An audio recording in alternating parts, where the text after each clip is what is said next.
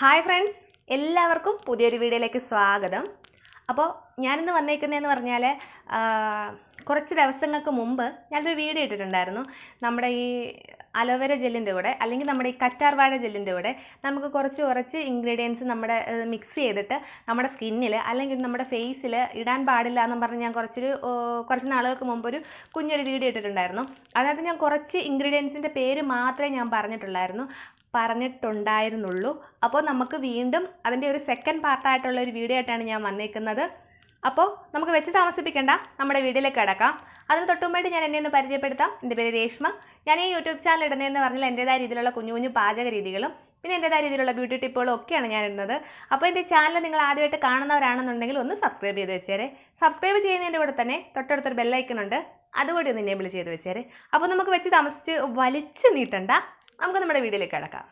Baking സോഡയും അലോവേരയും mix ചെയ്ത് ഒരിക്കലും നമ്മുടെ ഫേസിൽ അപ്ലൈ ചെയ്യാൻ പാടില്ല. എന്താണെന്ന് ചോദിച്ചു കഴിഞ്ഞാൽ, അങ്ങനെ അപ്ലൈ ചെയ്യുമ്പോൾ നമ്മുടെ സ്കിന്നിൽ pHനെ തടസ്സപ്പെടുത്തുന്നു. അതുകൊണ്ട് തന്നെ നമ്മുടെ സ്കിന്നിൽ വരൾച്ചയും ചൊറിച്ചിലും ഒക്കെ ഉണ്ടാവാൻ കാരണമാകുന്നു. അതുകൊണ്ടാണ് ബേക്കിംഗ് സോഡയുടെ കൂടെ ഒരിക്കലും അലോവേര ജെല്ല് മിക്സ് ചെയ്ത് നമ്മുടെ സ്കിന്നിൽ അപ്ലൈ ചെയ്യാൻ പാടില്ല എന്ന് പറയുന്നത്. വെളുത്തുള്ളിയുടെ നീരും അലോവേര ജെല്ലും ഒരിക്കലും മിക്സ് ചെയ്ത് നമ്മുടെ സ്കിന്നിലേക്ക് അപ്ലൈ ചെയ്യാൻ പാടേയില്ല. എന്താണെന്ന് വെച്ചാൽ നമ്മുടെ സ്കിന്നിൽ, നമ്മുടെ ഫേസിൽ മാത്രമല്ല നമ്മുടെ കൈകളിലോ കാലുകളിലോ പോലും അത് മിക്സ് ചെയ്ത് അപ്ലൈ ചെയ്യാൻ പാടില്ല. കാരണം വെളുത്തുള്ളിക്കകത്ത് അമിതമായിട്ട് ഒരു ആൻറ്റി മൈക്രോബൈൻ എന്ന് പറഞ്ഞിട്ടുള്ള ഒരു സംയുക്തം അടങ്ങിയിട്ടുണ്ട്. അപ്പോൾ അത് ഈ അലോവേര ജെല്ലിൻ്റെ ഗുണത്തെ നഷ്ടപ്പെടുത്തുകയും നമ്മുടെ സ്കിന്നിലേക്ക് അപ്ലൈ ചെയ്യുമ്പോൾ നമ്മുടെ സ്കിന്നിന് ചുവപ്പ്, അതായത് ചൊറിഞ്ഞിട്ട് ചുവന്ന് തടിക്കുകയും ചൂടെടുക്കാനും പിന്നെ നന്നായിട്ട് പുകച്ചിലെടുക്കാനും ഒക്കെ കാരണമാകുന്നു. അതുകൊണ്ടാണ് പറയുന്നത്, ഒരിക്കലും നമ്മൾ അലോവേര ജെല്ലിനകത്ത് ഈ പറഞ്ഞിട്ടുള്ള കാര്യങ്ങളൊന്നും മിക്സ് ചെയ്ത് നമ്മുടെ സ്കിന്നിലേക്ക് അപ്ലൈ ചെയ്യാൻ പാടില്ല. അഥവാ ചെയ്യുകയാണെന്നുണ്ടെങ്കിൽ നിങ്ങളുടെ സ്വന്തം റിസ്കിൽ തന്നെ ചെയ്യുക.